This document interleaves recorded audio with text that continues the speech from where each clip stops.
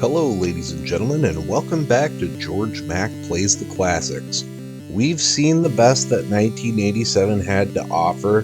Now let's look at the worst with the 5 bottom games for the Sega Master System and NES. We'll start with number 5 on the Sega Master System with Great Golf. Turned to 1.3 and got a D+. Oh look, a great sports title. Great Golf was kind of competent, but didn't do enough to earn any real accolades. Number 5 on the NES goes to Super Pitfall, which got a 0.7 D-. What were they thinking?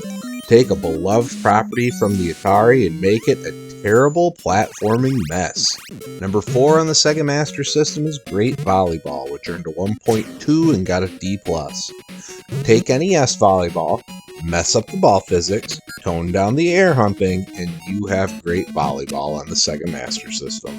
Number 4 on the NES goes to Lode Runner, which got a 0.6 and earned itself a D-.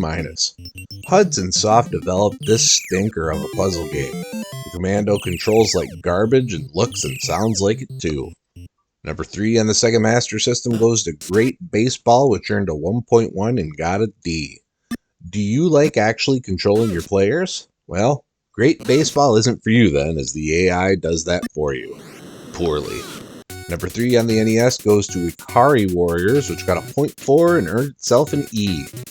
If I had hair, Ikari Warriors would have had me tearing it out.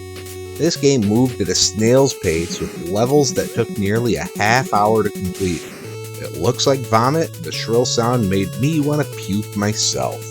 Number 2 on the Sega Master System goes to Great Basketball, which got a 0.7 and earned itself a D-. The only thing I can come up with about Great Basketball is that it was produced by a team of Japanese developers who had never really watched a game before, but just read a poorly translated technical manual.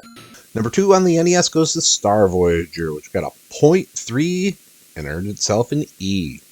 In what should have been a really neat spaceflight simulation game, we got a nearly unplayable mess. Even after reading walkthroughs, I had no clue how to proceed in Star Voyager.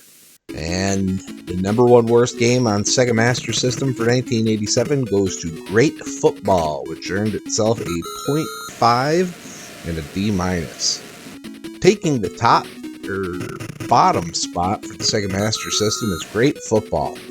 I thought 10-Yard Fight didn't understand American football, then this came along and made me think 10-Yard Fight was a masterpiece. And we come to the worst game of 1987, Winter Games, which earned a 0.3 and got an E.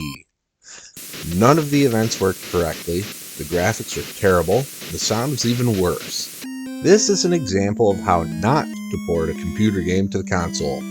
I know we'll see more of those examples, but this shall stand as a shining monument to awfulness. The Sega Master System games look like a broken record with all the great sports games, except Great Soccer, that one was fine.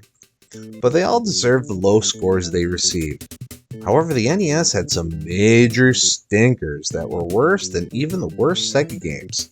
Now that the library is expanding, there are bound to be some more terrible toilet games as we move into 1988. Well, that's going to do it for me for today. Please make sure to like this video, let me know what you think the worst games of 1987 were, and please subscribe to Head Drop Productions because we want you here for each and every video we release, because it is your destiny.